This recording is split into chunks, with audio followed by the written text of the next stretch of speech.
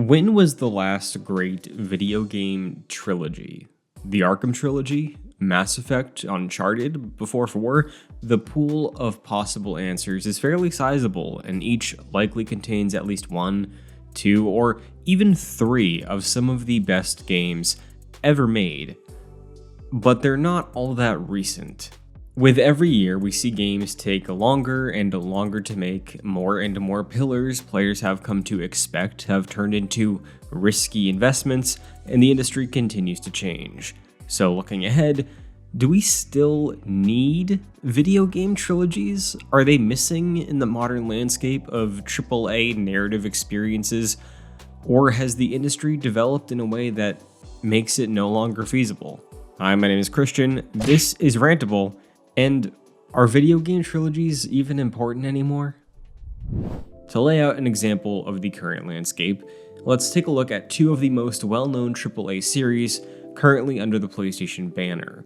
One was announced way back in 2015 with the Final Fantasy VII Remake project, and the other, based on its current trajectory seemingly, is PlayStation's Horizon franchise. Something that was commonplace during the PS3 generation and prior, these games aim to hook players with a compelling story, characters, world, and promise that there will be an ending or a resolution that will pay off for buying in on that first game. Both are some of the most clear examples of continuing this old philosophy in the current AAA landscape, and both seem to be facing their own difficulties now 2 entries deep. Difficulties that didn't plague some of the trilogies of old. Without getting into the weeds with plot details, the common reception from fans of both franchises seems to be filled with impatience after 2 entries. Horizon Forbidden West leaves off on a cliffhanger where many felt the second game itself sort of just amounted to dozens of hours of setup for the third game. Similarly, fans of the Final Fantasy VII Remake project have been split with Final Fantasy VII Rebirth, with many feeling they have even more questions after the second game's ending, and they're sick of waiting for answers. With Final Fantasy VII Remake selling 7 million so far, and Horizon Zero Dawn sitting at over 24 million, both sequels have sold worse than their predecessors despite being available on both PlayStation and PC. On top of the sales metrics and general reception, it's debatable amongst fans how much these new entries improved on what was already there. The idea that players are playing something familiar after a long wait is worth exploring in the context of these games aiming to make up a trilogy. Final Fantasy VII Rebirth shipped about 4 years after Remake. Horizon Forbidden West released 5 years following Horizon Zero Dawn. In generations prior, the entire Mass Effect trilogy, Uncharted trilogy, and Assassin's Creed Ezio trilogy all began and wrapped up in 5, 4, and 3 years respectively.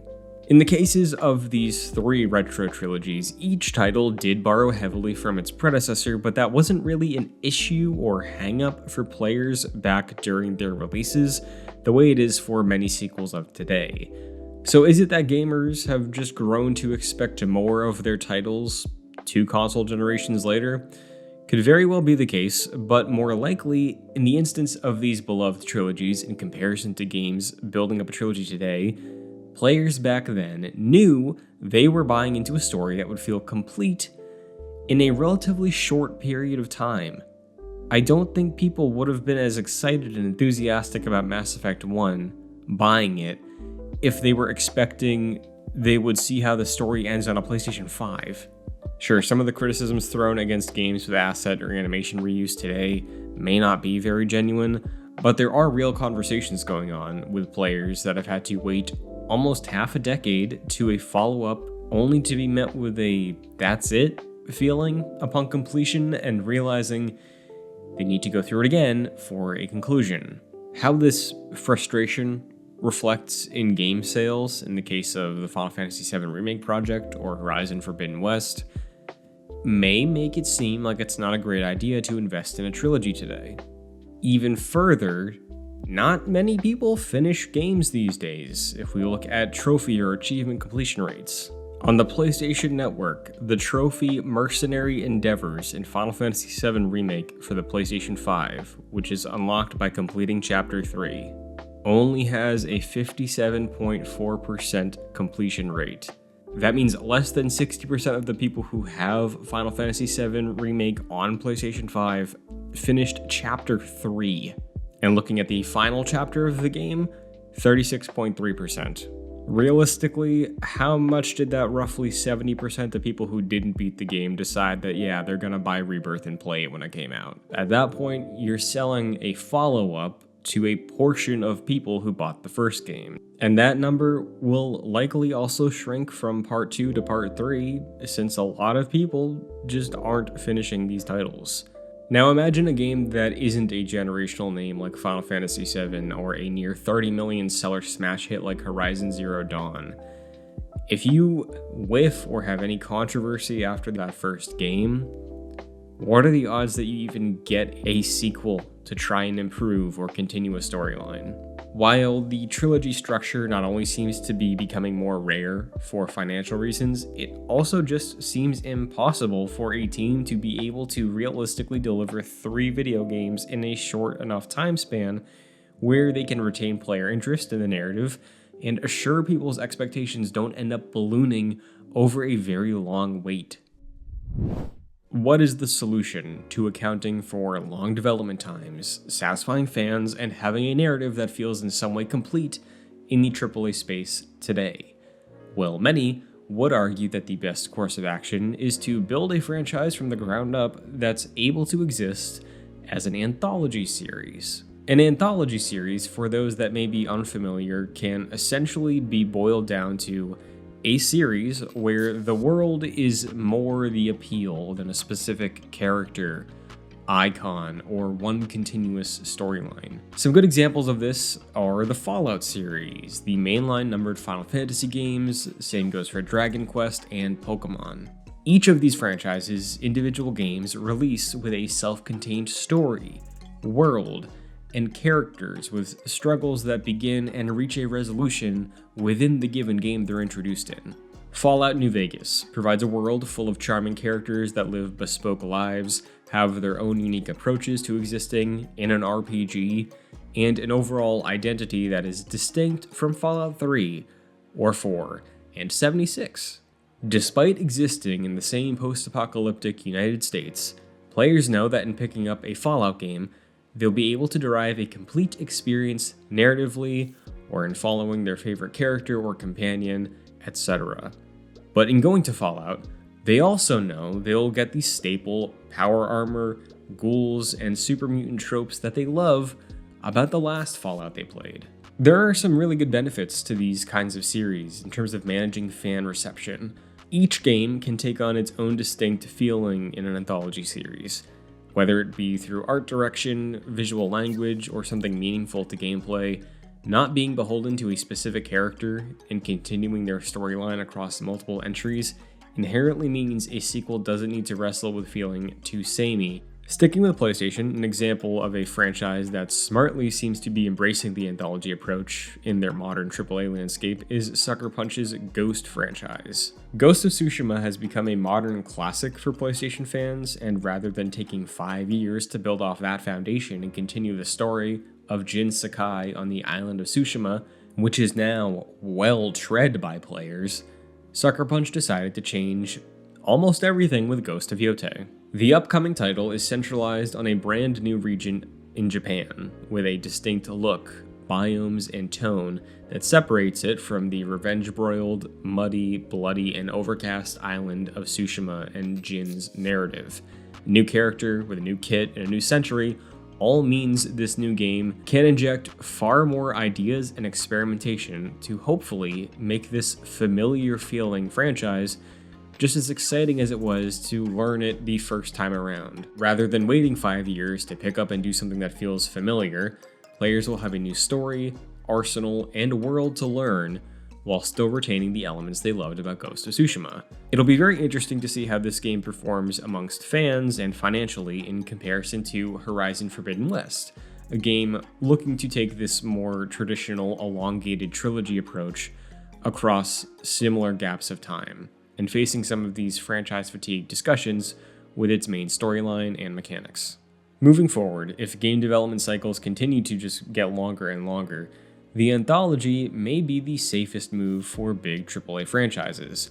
Nintendo famously embraces this Anthology approach with almost all of their mainline entries to unprecedented and seemingly unattainable success, and fans have also been okay with getting one entry per series per console. The GameCube's Mario game, its Smash Bros., its Mario Kart, and Zelda are all strongly tied to the identity of that console, as is the Wii with its, and the 3DS with those. Nintendo also uses this Anthology idea to really shake up the gameplay and identity of the series entry to entry, save for some exceptions, which brings us to our other strategy for this trilogy problem that has plagued these last two console generations.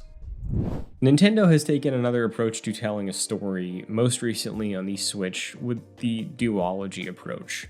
In the case of the Nintendo Switch, the Legend of Zelda series delivered a duology with The Legend of Zelda Breath of the Wild and The Legend of Zelda Tears of the Kingdom. What worked with the Switch Zelda duology is that Breath of the Wild was able to radically innovate the series and the genre of open world, and its sequel went crazy, getting almost every other conceivable idea that wasn't realized in Breath of the Wild, but felt like a natural progression of it delivered through its sequel, Tears of the Kingdom. Building off the open-air approach with 3 planes of exploration and doubling down on letting players break the game in Breath of the Wild by creating a system built around that approach of in-game engineering, these spins on the first game with its direct sequel gave those who loved Breath of the Wild more, proved to be inventive and exciting again, and put a stamp on this era of Zelda. Now, presumably, this will make way for a new Hyrule, new Link and Zelda,